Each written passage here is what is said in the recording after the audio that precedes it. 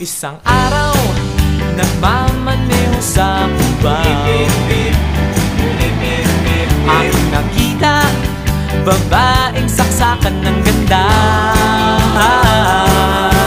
Sinundan ko ang kotseng sinasakyan niya, hindi ko nakitang may dumarating pala. Hindi ko naiwasan, kami bigla nagkabanggaan. Nung magkamalay, ay nasa ospital na ako. Nasikaso ng doktor na pili ng nanay ko.